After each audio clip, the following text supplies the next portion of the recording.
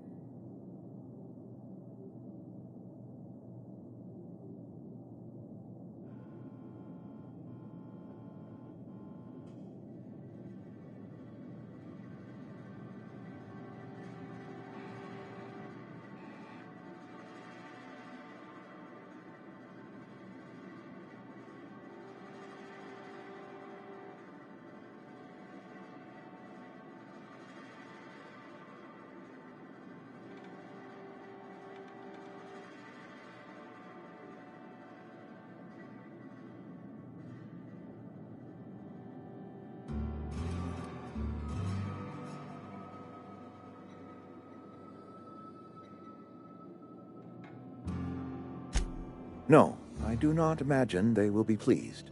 But like a parent disciplining an unruly child, you will be doing them a kindness. The people living in the botanical labs, they're deserters, former workers. I need them back at their posts. I need them to come home.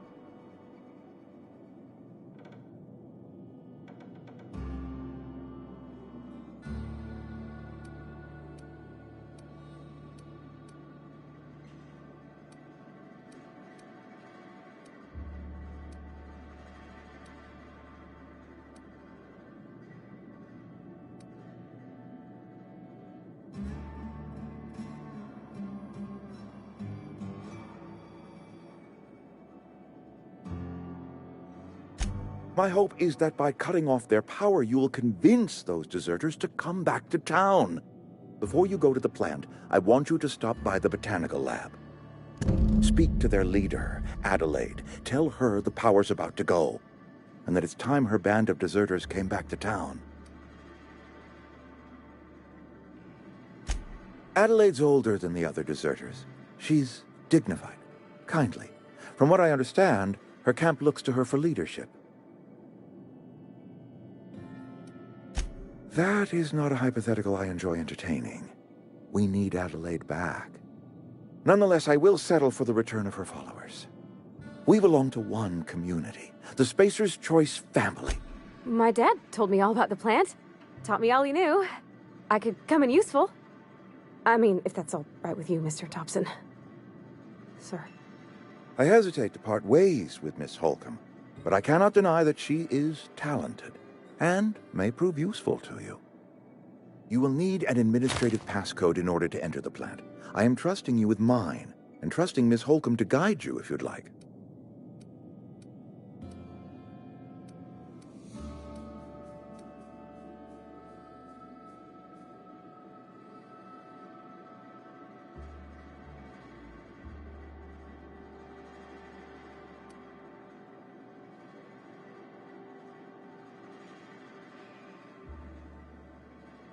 Great! I got my wrenches and diagnosticators and hairpins and engine tape, so I'm all set. Well, I am glad to hear that. Shh.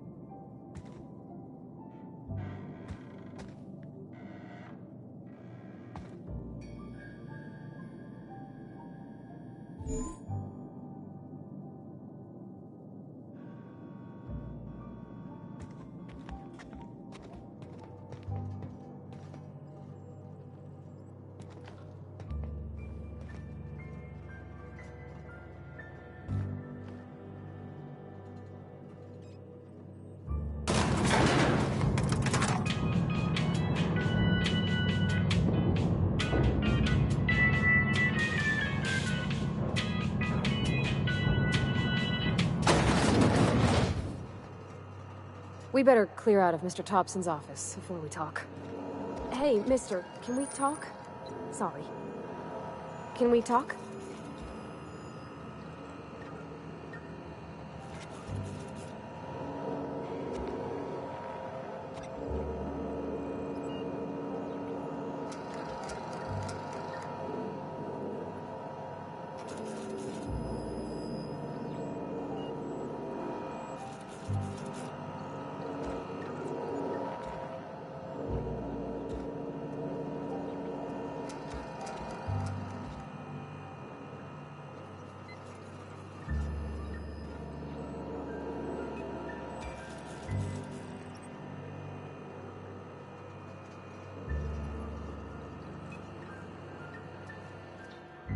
Sorry. You just want to get out of here. And you likely don't want to tag along like me. It's just, Mr. Thompson has his own view on matters, on account of it's his job and what all, but that's not the only side of the tale.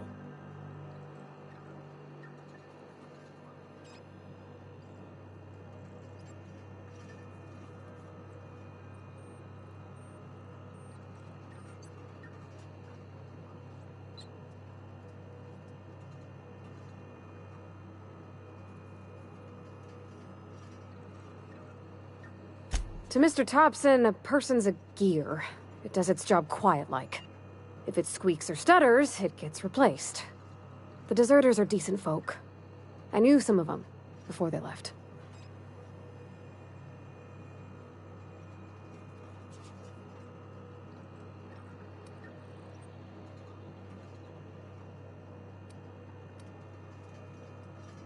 I don't know anybody well.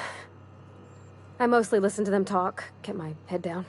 There was a boy named Thomas who used to follow me around, asking questions about the stuff I fixed. He was real sweet to me. Not any sort of dissident. Life's hard here, especially for them that don't fit in so well. We're one big Spacer's Choice family, but every family's got the one the rest whisper about. Mr. Thompson's aiming to take away their power. They'll have no lights to see, nor heat to cook. They'll be at the mercy of marauders, or worse. I think you should talk to the town's vicar about it. Max, his name is.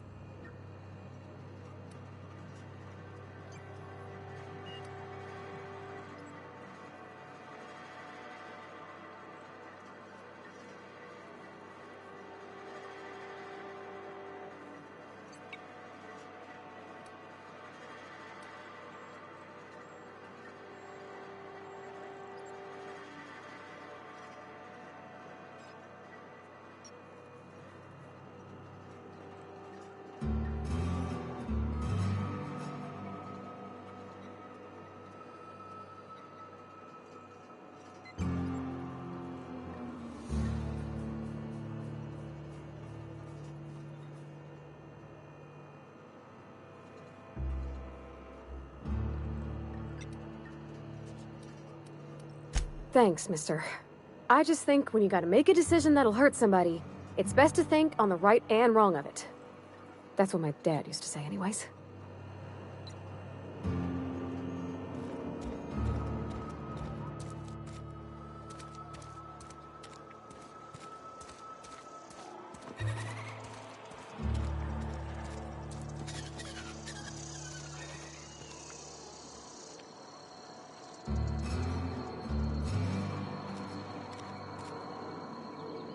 Be right there.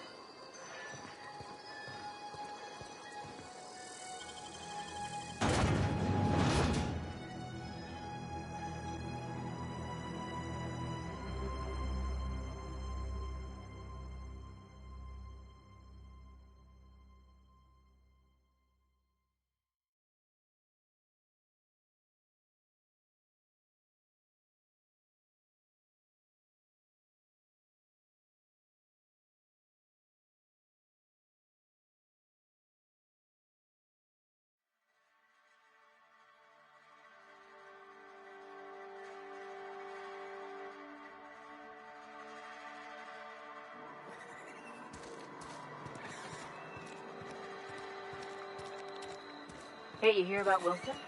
Heard Marauders got in.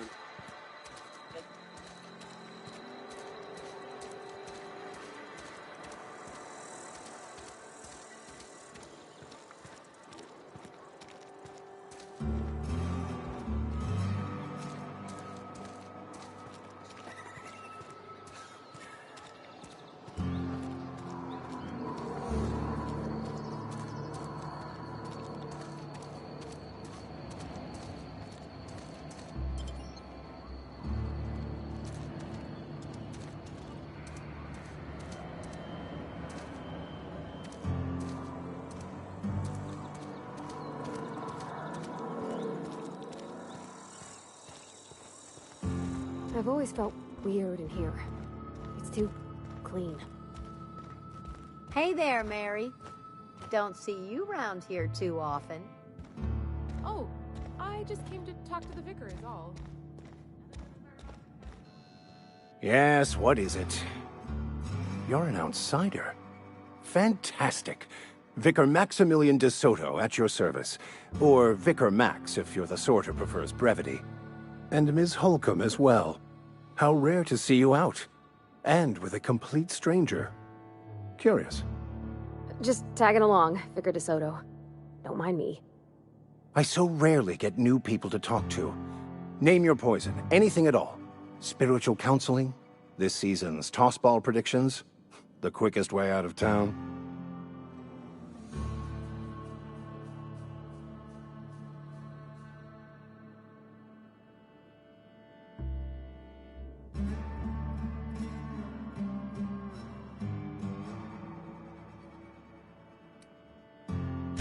Not to put too fine a point on it, but your choice of wardrobe is not precisely common hereabouts. Also, you lack the distinctive worker gaze. Usually either a deadening behind the eyes, or in some rare cases, a wild-eyed frenzy, like a trapped animal. Pretty universal here, except for Ms. Holcomb, who, for some reason, doesn't seem to have much to say to me. Isn't that right? It's just... there's more to it all than numbers. Sorry.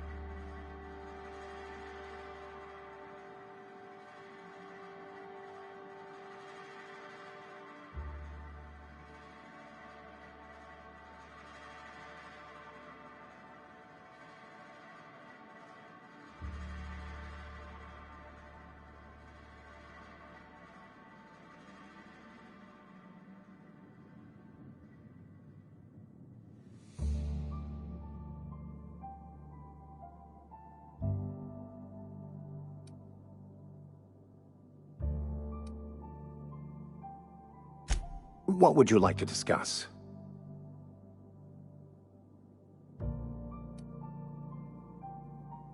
They who are not satisfied with their work are satisfied with nothing.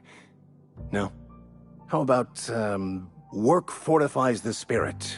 True exhaustion awaits idle hands.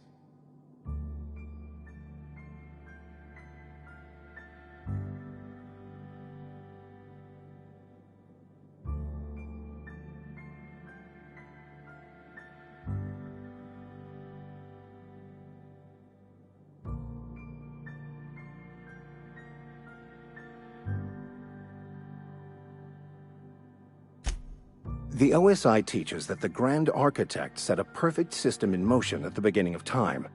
Contentment is found by accepting one's role. The order of scientific inquiry, also known as scientism to the layperson. You don't talk to the Grand Architect. Once the universe was set in motion, it stepped back. It has no concern for us. We will eventually decode the plan and all its intricacies. Once we are able to deduce the properties of every particle in the universe and its trajectory, we will know everything. The future, the past, each person's place within the plan, all will be laid out before us, removing struggle and bringing peace. No one will ever need question their path again. Some even believe this ultimate knowledge will unlock mankind's true potential, and we will all become akin to Grand Architects ourselves, after a fashion.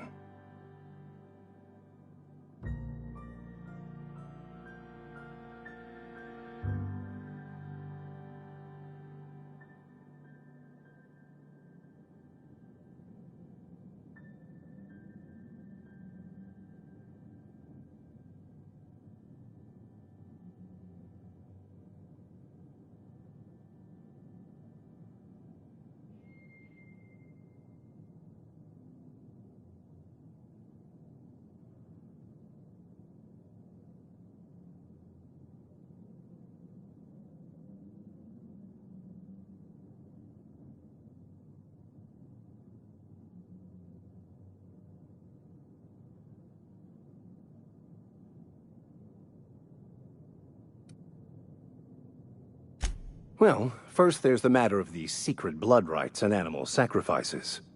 I'm kidding. Seriously, though, to truly understand the metaphysics involved takes years of study and contemplation. But what? I thought you would talk to him. You wanted to speak to me, Ms. Holcomb? Every time I've tried to engage you in conversation, you look at the floor, answer in single words, and slink away. I can't imagine what would be so grave as to drive her to my mission. What has Mr. Thompson asked you to do?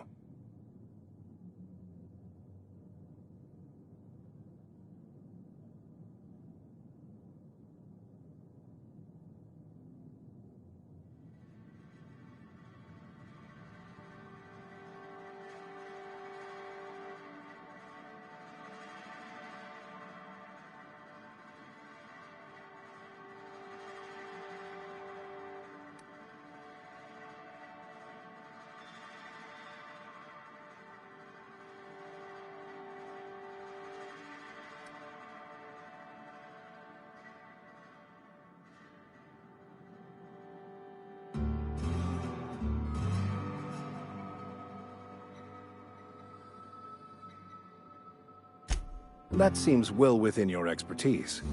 The way we do it's by cutting off power to the others. The ones who left. Adelaide McDevitt's encampment. I can see why that troubles you. Miss Holcomb has a soft heart. Always has, if you believe the talk. They rejected the order of society and live beyond the walls so thoughtfully provided by our Spacer's Choice patrons. Does that strike you as a responsible life choice? Astute. But I am here, not in the deserter camp, so that's not a variable I can account for. Assuming your goal is to save as many as possible, then you should bring everyone together. Send the power to Edgewater and convince the deserters to return to the fold.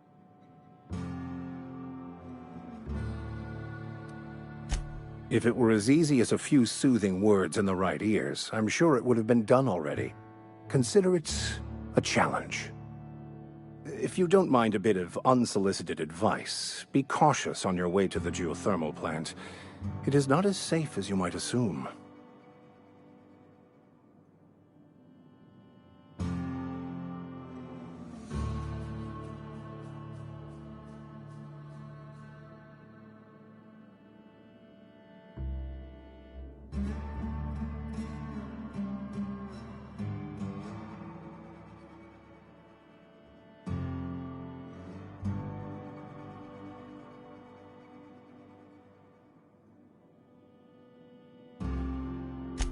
One of the reasons I transferred here was to fulfill my duty in hunting down banned heretical texts.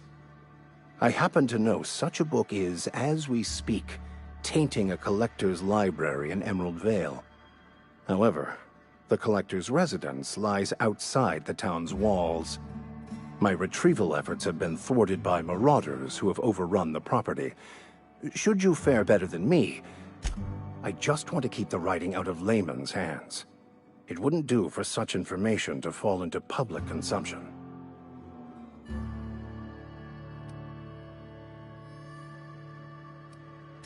It's a handwritten journal, a faded blue cover with the name M. Bakonu handwritten in the lower corner.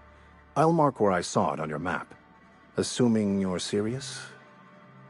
It is not only a beautiful relic of a bygone time, it's also the thoughts of an early thinker on the nature of man's place in the cosmos. Not many in this colony could understand its true value. Thank you. If you retrieve it, you can always find me here.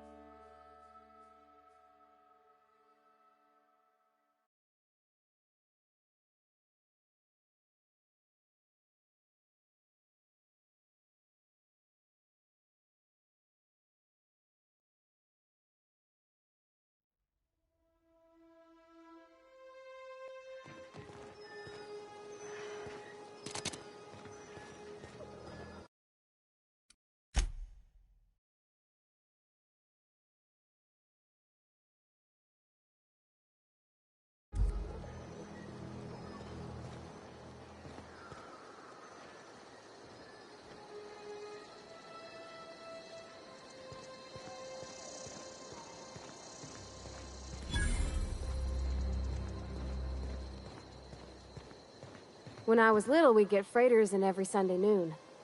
Now they only come but once a month. I love the wind here.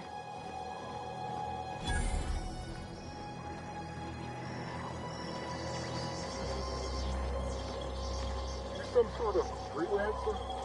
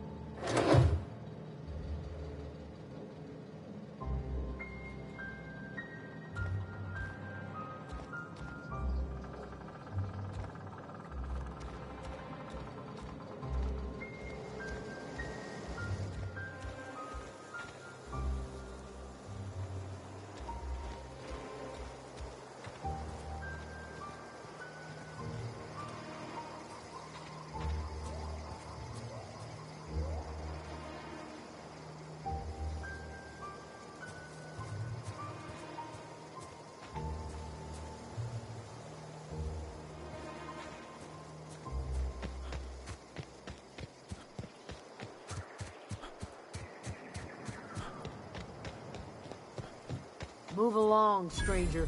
We don't want any trouble.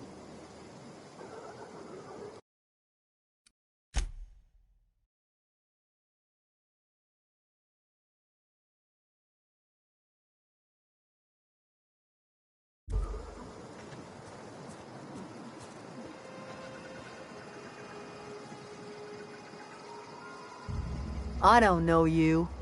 Whatever you're looking for, it ain't here. Move along. Answers, huh? You must be one of those philosophicals. Already got ourselves one of those.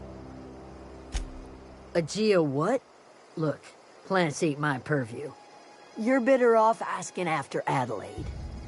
If you're gonna start wandering around my camp, over in the hothouse, tending crop. Enough with the questions. No offense, but I've got a lot on my mind. Explains why you're still yammering on at me. No, I'm sorry. It's not like Zoe to go wandering. Figured she might be out scavenging, but that ain't exactly her talent. Can't imagine where she's gone. Vale's a wide place. She could do without the gallows humor. I'll tell you what I can. Vex me. If she told anybody, they ain't telling me. I'd check her room, but I got yelled at for snooping once already. Could be. Dangers aplenty out there. Marauder gang just moved into the districts a little ways east. They're well enough to know we never got on. Zoe and Stefan were close. If anybody knows the workings of her mind, he does. She was lazy and thoughtless, but she's still one of our own. What is it?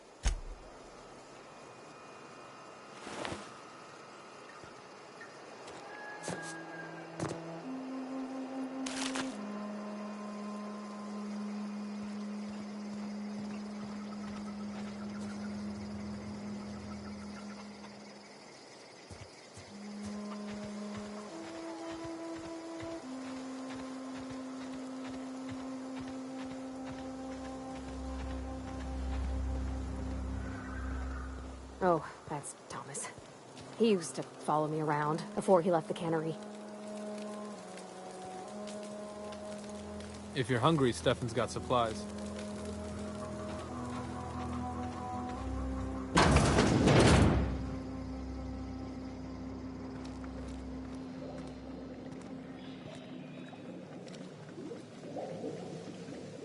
If you're hungry, there's meat turning on the spit outside. If you're bearing illness, find a place to lay your head down and I'll fetch you a poultice. Whatever your troubles with Edgewater, leave them at the gates and be welcomed here. I have been called that, among other things. Green Thumb, grandmother, the strange old lady who keeps flowers. But yes, Adelaide will do just fine. Excuse me, Miss McDevitt? Sorry, it's just... You got such pretty trees in here. Why, thank you. You're Robert's girl, aren't you? I remember when you were but a sprout. Thomas speaks of you often. Are you staying long? You should try some of my No, dear. The garden belongs to us all. Life is the gift of the universe, and the universe yields its bounty equally, absent of prejudice. The soil around the Vale went sour years ago, but I found a way to sweeten it back up. The secret recipe is a little bit of elbow grease, a dash of love, a home for anyone who's ever turned their backs on Edgewater. A home for those of us with nowhere left to go and nothing to lose. So, like the spores of the puffball, cast on the wind and alighted, it is an unpleasant story, dear. But the short of it is that sometimes one wakes up and realizes the place that was once her home for much of her life has changed. The home in which we spent our lives has left us behind, and so... Reed Thompson? You here on behalf of that cold-eyed reptile? Let's hear it. What's Reed's idea of peace, then?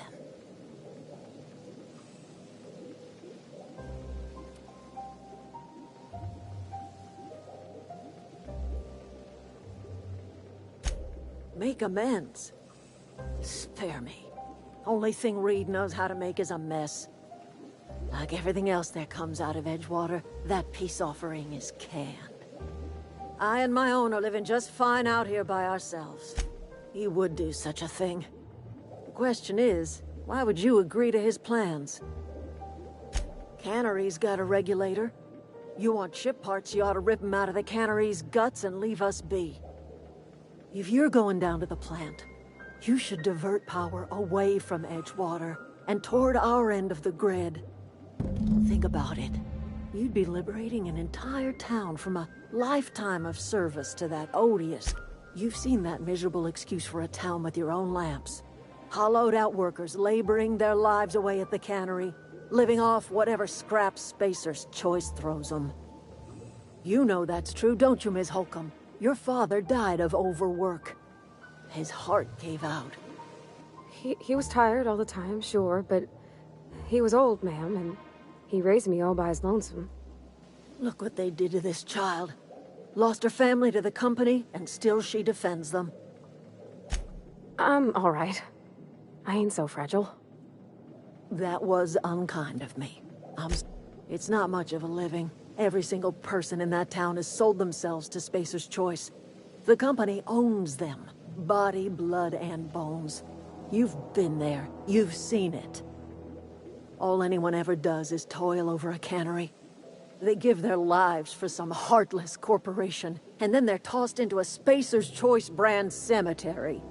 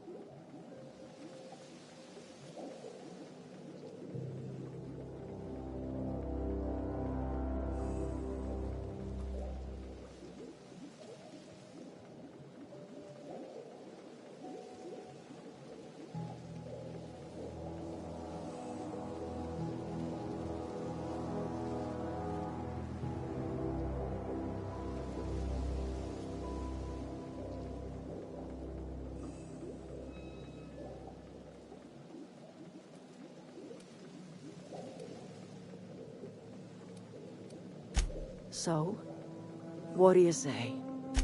I trust you will listen to your conscience.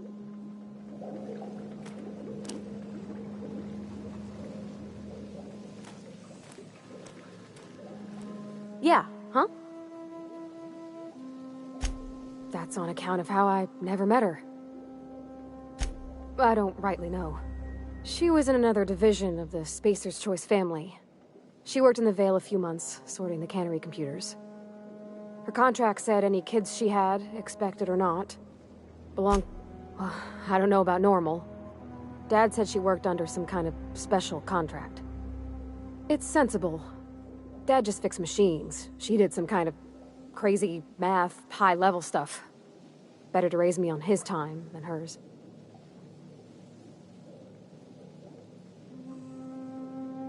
You mean about the mission being too clean?